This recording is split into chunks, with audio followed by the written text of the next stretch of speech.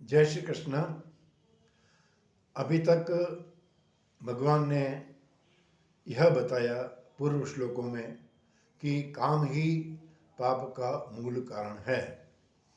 और पिछले श्लोक में भगवान ने बताया कि काम का जो निवास स्थान है वो इंद्रियां, मन और बुद्धि ही है। अब आज के श्लोक में भगवान काम को जीतने का उपाय बता रहे हैं। अध्याय 3 भगवद गीता अध्याय 3 श्लोक नंबर 41। तस्मात् त्वमिन्द्रियाण्यादौ नियम्य भरतर्षभ पाप्मानं प्रजहीयेनं ज्ञानविज्ञाननाशनम्। तस्मात् त्वम् इंद्रियाणि आदौ नियम्य भरत ऋषभः पाप्मानं प्रजहि एनं ज्ञान विज्ञान नाशनम। तस्मात् मतलब इसलिए, त्वम मतलब तू, भरत ऋषभ मतलब भरतवंशियों में श्रेष्ठ अर्जुन, इंद्रियाणि इंद्रियों को, आदौ मैंने सबसे पहले, नियम्य अर्थात वश में करके, पापमानम मतलब पापी, येनम एनम एनम मतलब ये काम, और ये काम कैसा है? ज्ञान विज्ञान नाशनम, ज्ञान और विज्ञान का नाश करने वाला है।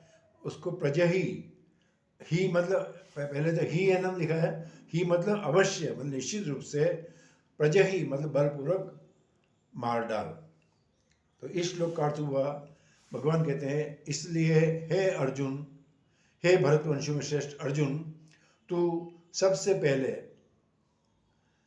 इंद्रियों को वश में करके इस ज्ञान और विज्ञान का नाश करने वाले महान पापी काम को अवश्य ही बलपूर्वक मार डाल। तस्मा त्वम इंद्रियाणि आदो नियम्य भरतर्षभ। तो जैसा कि मैंने कल बताया था कि जो विषय जो है वो इंद्रियों के थ्रू पहले पहले प्रवेश करता है, और उससे भी क्या होता है, इंद्रियों का जब विषय के साथ संपर्क होता है तो उसमें सुख की या आनंद की कामना उत्पन्न होती है। तो ये जो काम जो होता है वो क्या करता है कि अपने विवेक को ढक देता है। तो इसलिए हमें जो है वो राजसी सुख की कामना होती है। मतलब राजसी सुख अर्थात तत्काल में सुख मिल जाना चाहिए, परिणाम इसका कुछ भी हो, उसका विवेक है नहीं, इसलिए विचार करते नहीं है। तो इसलिए भगवान ने अध्याय 18 के उसमें 18वें श्लोक में कहा है कि विषयेन्द्रिय संयोगात यदग्रे मृतोपमम परिणामे विषमिमम तत्सुखम राजसम स्मृतम। तो ये राजसी सुख है वो आरंभ में उसको अमृत जैसा लगता है, लेकिन परिणाम इसका विष जैसा होता है। तो जब विवेक नहीं होता है तो आदमी परिणाम की सोचता ही नहीं है, वो तात्कालिक सुख, तात्कालिक आनंद का विचार करता है, क्योंकि उसका काम ने उसके विवेक को, ज्ञान को ढक दिया है। तो इंद्रियों को विषय में भोग बुद्धि से प्रवृत्त न होने देना, यही बल्कि क्या भाई निर्वाह बुद्धि से उसका साधन बुद्धि से प्रवृत्त होने देना। मतलब आँख देख रही है तो देखना तो पड़ेगा ही, हमको कहीं चलने के लिए भी आँख का उपयोग करना ही पड़ेगा, तो आँख देखना पड़ेगा। सुनने के लिए भी आपको, अभी आप मेरा प्रवचन सुन रहे हैं तो सुनने के लिए कान की आवश्यकता पड़ती है। तो जो जरूरी है जीवन निर्वाह के लिए प्रवृत्ति होने देना, लेकिन विषयों को भोग की बुद्धि से उसमें इंद्रियों को प्रवृत्त नहीं होने देना। तो इसको कहते हैं इंद्रियों को वश में करना। तो इंद्रियों को वश में करने का उसे बताया है कि विषयों में रागपूर्वक प्रवृत्ति भी नहीं हो और द्वेषपूर्वक निवृत्ति भी नहीं हो। मतलब अनुकूल को पाने का भी स्पृहा नहीं हो और प्रतिकूल को उससे मुक्त होने की भी इच्छा नहीं हो। इसको राग द्वेष रहित कहते हैं, ऐसी कामना को।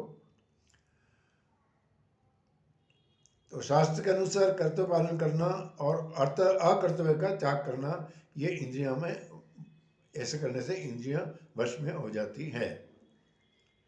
तो परांशिकानी मैत्रण स्वयंभू, ये कठोपनिषद में कहा है कि जो इंद्रियां है वो बहिर्मुख है, हमेशा बाहर का ही देखती है, बाहर के विषय को ही देखती है, अंदर अंतर्मुखी तो है नहीं, तो तत्व को देख ही नहीं सकती है।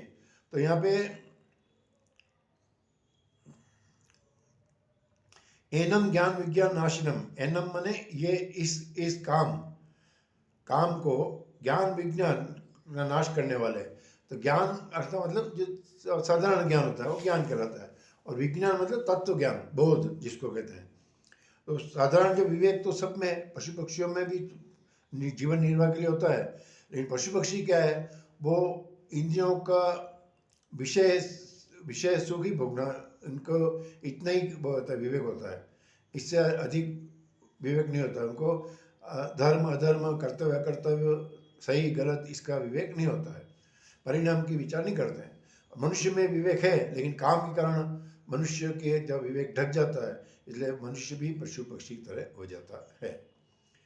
तो जब ज्ञान और विज्ञान मतलब ये तत्व ज्ञान, बोध होने का तो प्रश्न ही नहीं है। जब आपको साधारण ज्ञान ही नहीं ढक देता है आपका काम, तो तत्व ज्ञान का तो कोई प्रश्न ही नहीं उठता है। इसलिए भगवान कहते हैं कि ज्ञान विज्ञान नाशनम, तो एक्चुअल में ये नाश, काम जो है इनका नाश नहीं करता, उनको ढक देता है। ज्ञान विज्ञान कोई नष्ट होता ही नहीं है, वो तो उसको ढक देता है, आवरण कर देता है। जैसे बादल सूर्य को ढक देता है, बादल का कोई नाश होता नहीं है, लेकिन बादल सूर्य को ढक देता है। तो हम कहते हैं बादल ने ढक दिया, बादल ने सूर्य को नहीं ढका है, अपने ज्योति को ढक दिया, अपने नेत्र को ढक दिया, इसलिए हमको सूर्य नहीं दिखता है। तो इसी तरह जो काम है वो ज्ञान विवेक को ढक देता है। विवेक तो रहता ही है, इसलिए अर्जुन ने पूछा था कि अनिच्छन भी वासने बलादि में नियोजित, कि नहीं चाहते वो भी पाप कर्म क्यों करता है, उसको विवेक तभी मालूम पड़ता है कि पाप कर्म है। तो विवेक तो हमें रहता है हमें, लेकिन जब इससे कामना से ढक जाता है तब ये नहीं रहता है, तब आदमी पाप करता है। इसलिए भगवान कहते हैं कि एनम ही प्रजही, इसको तुम अवश्य इसको बलपूर्वक मार डालो। काम मतलब पहले काम इंद्रियों में प्रवेश करेगा, तो पहले इंद्रियों में प्रवेश ही नहीं होने देंगे, मतलब उसको काम को प्रवेश नहीं होने देंगे। तो इस तरह से इंद्रियों आदो नियम्य इंद्रियाणी, तो सबसे पहले इंद्रियों को वश में करो, और जो ये ज्ञान विज्ञान को नाश करने वाला अर्थात उसको ढकने वाला जो काम है, महापापी जो है, महापापी काम है, उसको तो बलपूर्वक उसको मार डाल। जय श्री कृष्ण।